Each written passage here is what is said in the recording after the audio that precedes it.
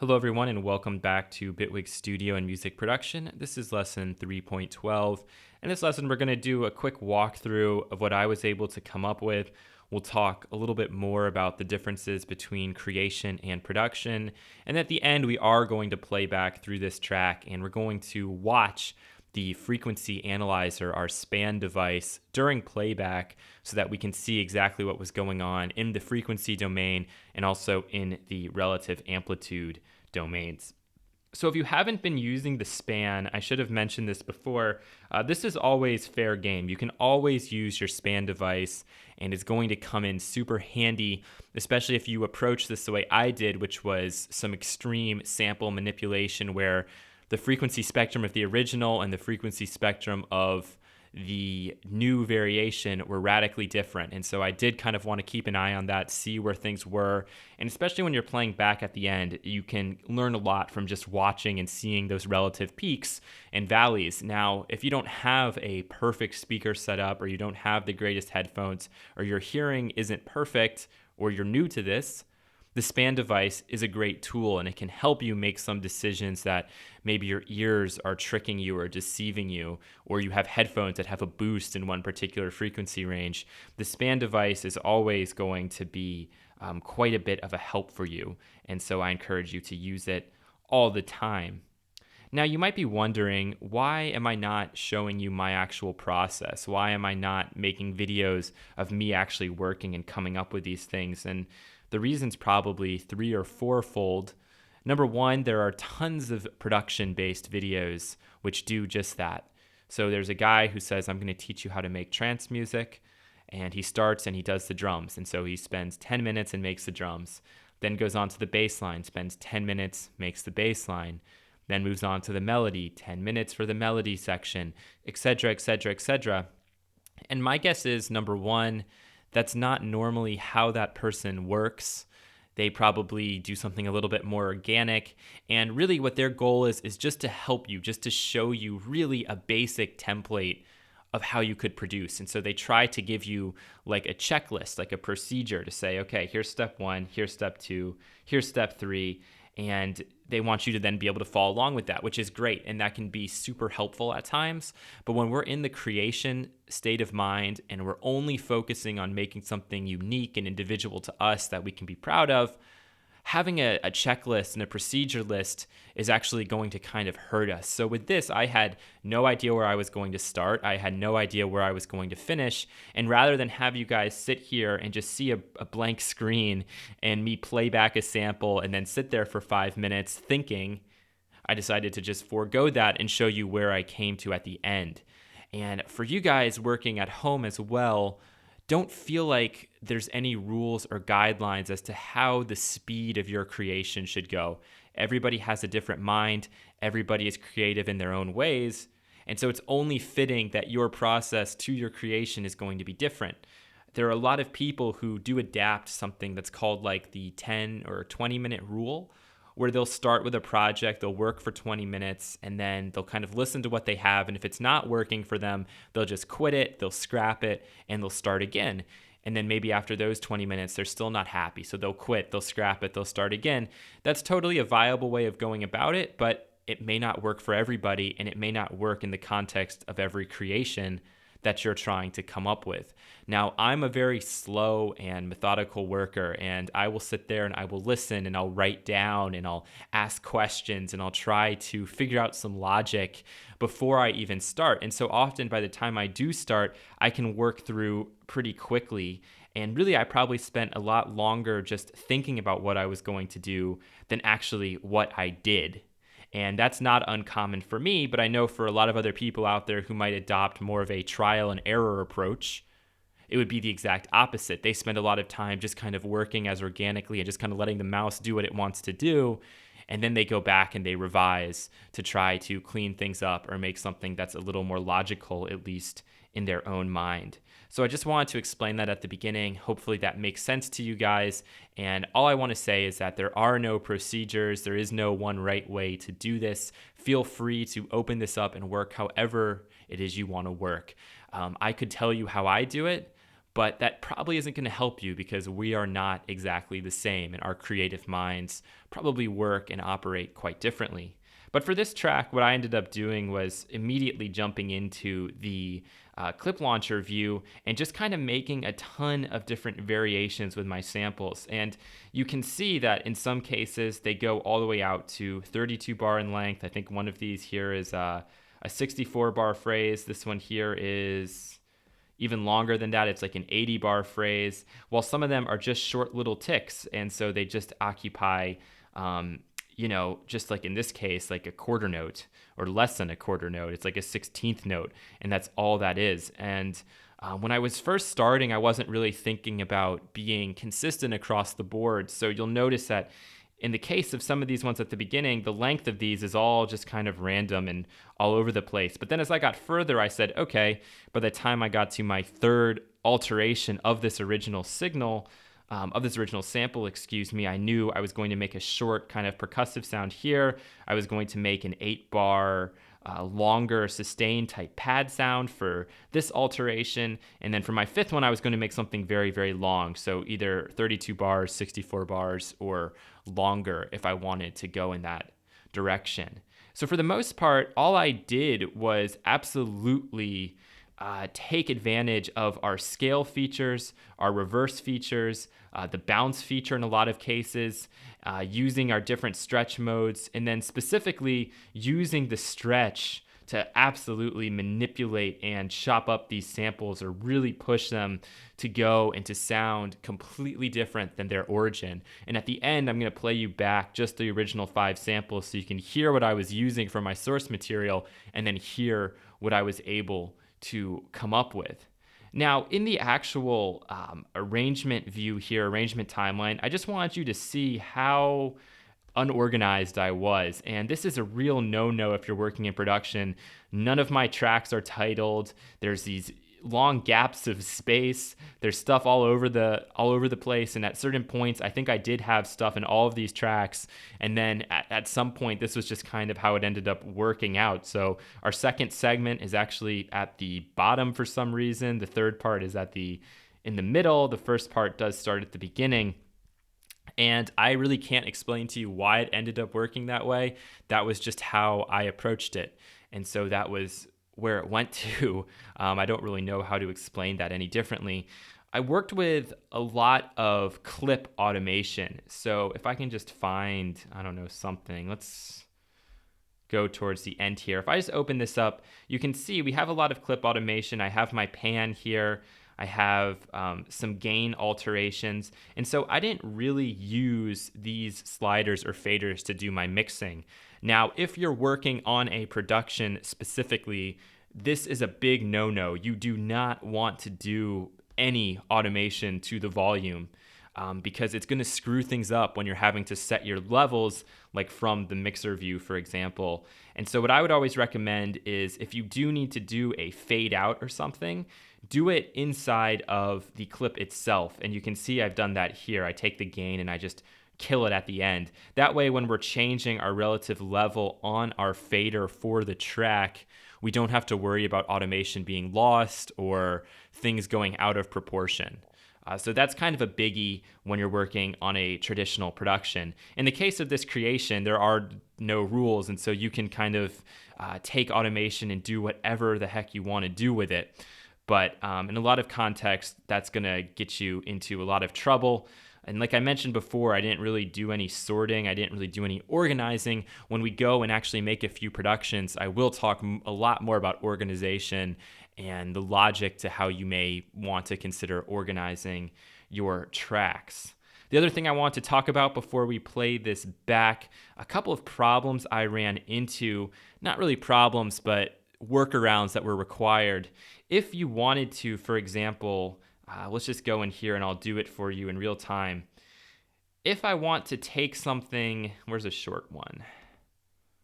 This is pretty short. Okay, so if I want to take this and let's say I want to stretch this out to the point where I'm able to make something that is like 8 bars in length. From here, if I try to take my clip, I'll show you this in a second, and I try to stretch it. So I make a stretch marker and I pull this. I can't go beyond the initial length of the clip, so I'm kind of stuck here. And what I can do, though, to fix this problem or this situation I'm in is I can actually just bounce this clip out, but bounce it out so that I have enough space. So in this case, I'm going to make this like 12 bars. And now I'm just going to click it, and I'm going to click bounce. And now what you'll see is at the end here, we have all this additional space, and it actually makes a duplicate just in case you've missed something at the start. But I don't even need the duplicate anymore. Now, though, I could double click, create a stretch marker, and make something that's much longer. Okay. Another issue you could come into, or you could face, is if you're working in repitch mode, for example. Obviously, if you're in repitch mode, you can change the tempo, and that's going to change the pitch, and it's also going to change our length here. But let's say that I also want to do some pitch changes over time. I can draw these in, but they're not going to have any effect. So let's just listen to this and hear what it sounds like quickly.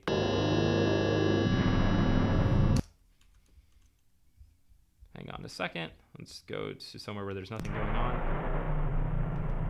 Okay, so this is the sound we have. Now maybe I want to do a pitch rise.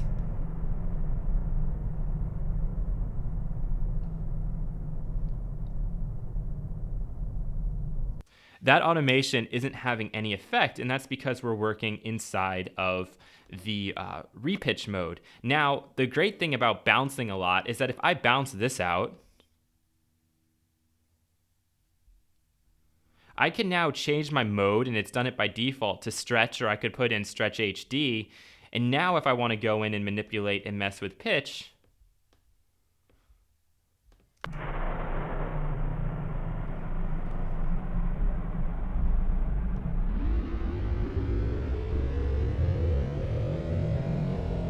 I could do so, and you can hear it there. And now if I need more than 24, for example, let's say that I want this whole thing up at 24.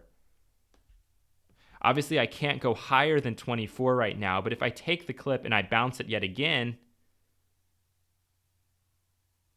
now we're already starting above our original by 24 half steps. So if we listen to it 24 semitones, we'll hear it.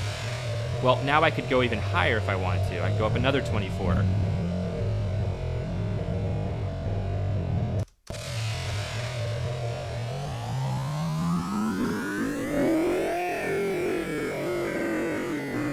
Okay, so we don't need to use any additional effects to do it. We can just continue to bounce. So we could make a clip that we really like, bounce it again, and then make additional alterations to it. So that might have been something that you ran into and weren't really 100% sure on how to fix that situation. You might have just felt like you were stuck. You're never really stuck here. You can continue to bounce, you can continue to stretch, continue to make pan adjustments, etc., etc., etc.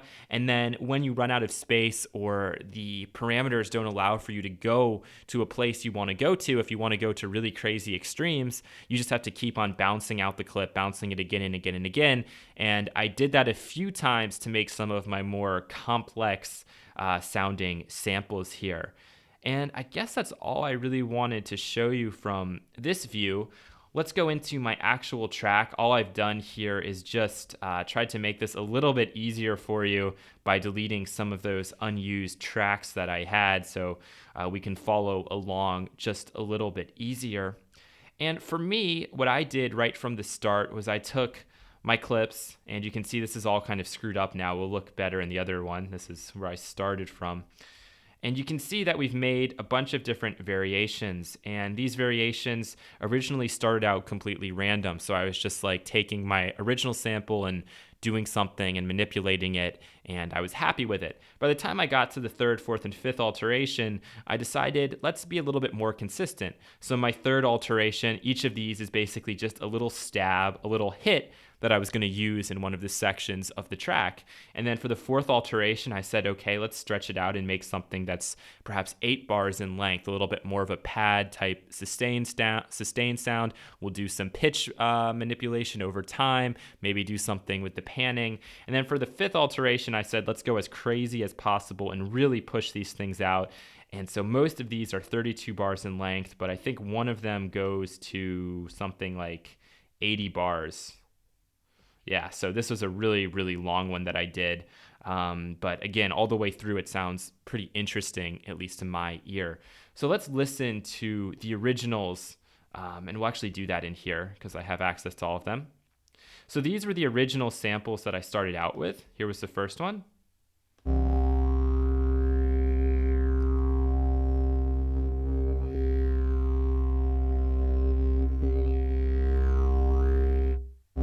So a didgeridoo sound. Here was the second one.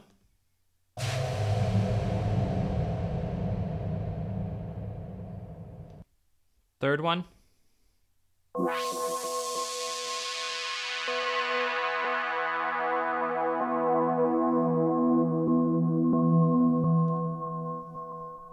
Fourth one.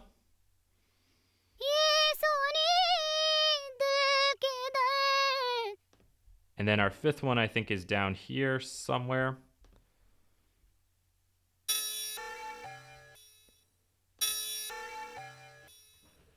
So those were our original 5 samples, and obviously I took all of these and manipulated them in a number of different ways using the parameters we talked about. And for the most part, I was working with the stretch, the bounce, doubling the content, and I did a whole lot of reversing. I did some pitch changes. Obviously, you can tell I did some stuff with the actual like amplitude envelope here so I could get more of a stab type hit sound. And all of this is going to make more sense in the context of the actual track, which I guess we'll go ahead and jump into now. So when I'm working on a creation, for the most part, I want to come up with something that I know is very, very different, something that nobody else could do. And I think that's what I was able to accomplish here. I took those 5 samples and really went a little bit crazy with them. Now, like I said before, you need to throw convention right out the window when you're working on your creations. 99% of the music that you've probably heard, and this is just my own guess, has been conventional production-based music. Whether that's the pop music you hear on the radio, the Beatport Top 100, whatever it is you're listening to, for the most part, it's very conventional. It follows a lot of rules. There are guidelines that it has to adhere to that will make it popular and make it sellable. But with our creations, we don't need to worry about that. We're not focusing on the results as much as we're focusing on the process. Okay, so like I said, you need to throw convention right out the window. And when we go back and listen to this, we're going to hear exactly what I'm talking about. So I will encourage you to listen to this on SoundCloud as well. Maybe pause the video, go over to SoundCloud, open it up, play it back, and then come back into our video and watch what's happening with the span. Obviously, when I upload this to YouTube and I have to compress it all down, we're going to lose some of the interest in what's actually happening. But this should still illustrate my point rather well. So let's take a listen to what I have, and after we finish, we'll come back and talk a little bit more about the track itself and what's going on. So on the master track, I already have the span going on here. I don't need this limiter. I had that on there as a safety. I know that's kind of cheating, but whatever. I'm gonna also go into our mix view, so when we want, we can look at the big meters as well.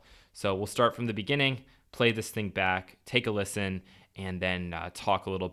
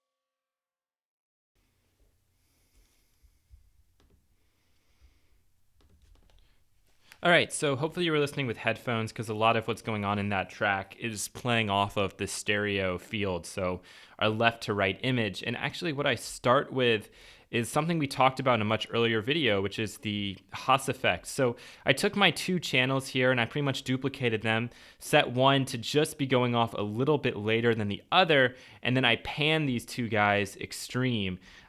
So I panned one to the hard left and the other kind of to the hard right, but I was actually playing with some phasing there. And if you know how to read the meters on the span, you'll know exactly what I'm talking about. So sometimes the phase is playing a little bit, and so we're losing some content, but then towards the end of that, we're getting that true Haas effect, and it's sounding like it's just one particular sound, only it's very wide, and it's going to disorientate you a little bit.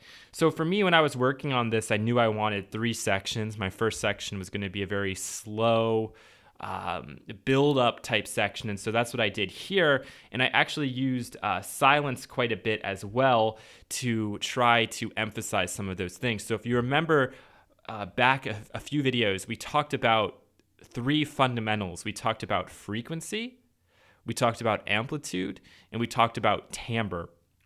And so those were my focuses. Those should be some of your main focuses every time you sit down to make something, whether it's a production or it's just a creation.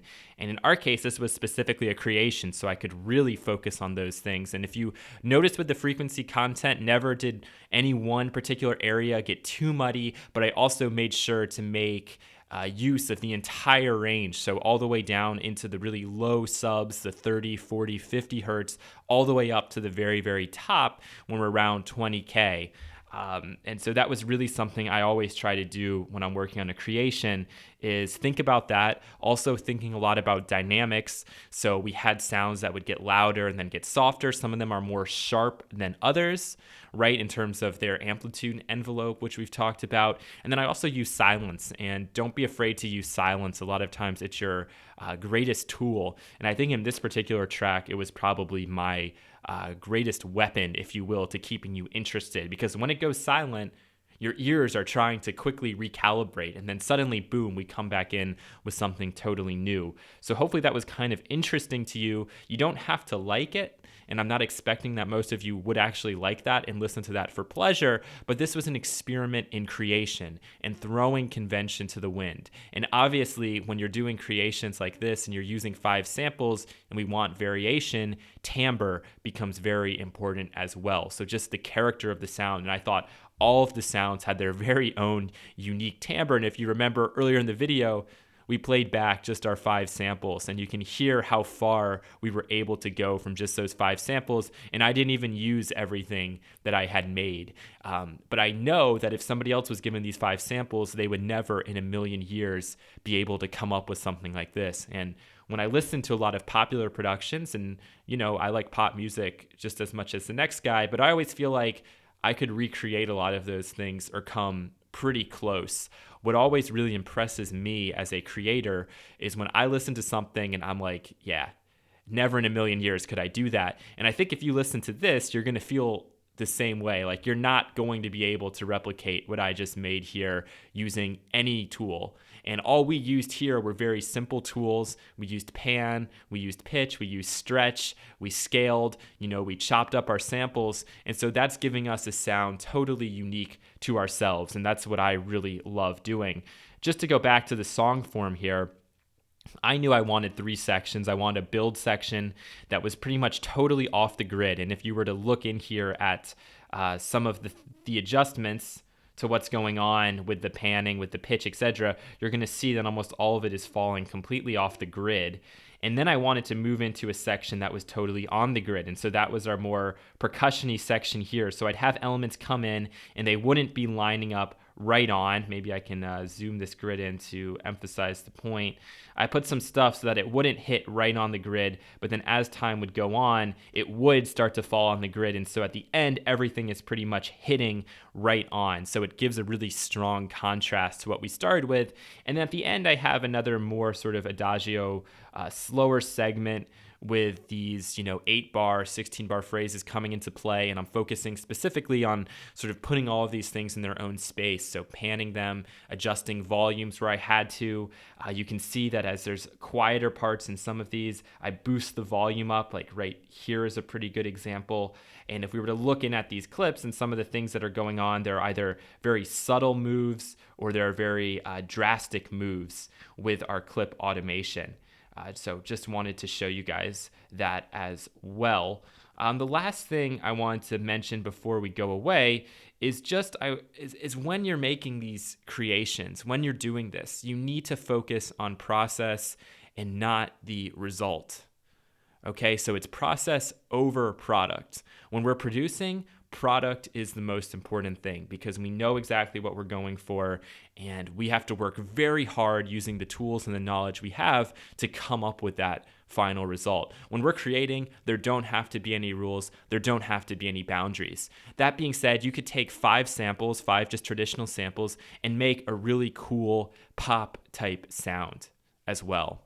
And the very last point I'll make is on mixing, and a big no-no is to make adjustments to your faders on your tracks, especially in a production-based context. But in creation, I thought it was totally fine. So I did some automation to the actual volume of the tracks. Occasionally, I did some adjustments to the panning, but just realized that when you're actually working on a production, that's never a very good idea. And you can always go into the track itself and add a tool device and modulate the amplitude in here, so that way you can keep a steady number inside of your mixer on your channel, and you won't have to worry so much about making a change here and then losing all of your automation if your automation is coming from a different source, like, for example, inside the amplitude of the tool. And even within the clips themselves, we have all of those built-in automations. So if I need to do a fade out somewhere, I could just as easily go into the clip itself, go into gain, and you can see we have a little bit of a fade out here, but obviously I've supplemented that with the fade out from the track itself. And we're not really focusing too much on mixing at this point, but if you focus on frequency, amplitude, and timbre, you're going to come up with something that's a pretty good mix, because you're going to know better than to have all of the energy down at the 40 hertz range and only have a little bit of stuff sprinkled in everywhere else. I mean, it's just logical to only put things in certain frequency ranges, right, and kind of adjust the amplitude accordingly. And when we're actually working on making mixes in our productions, the same concepts are going to apply. So don't let this idea of mixing like scare you into thinking that you need compression and EQ on everything, which is what most people will tell you to do.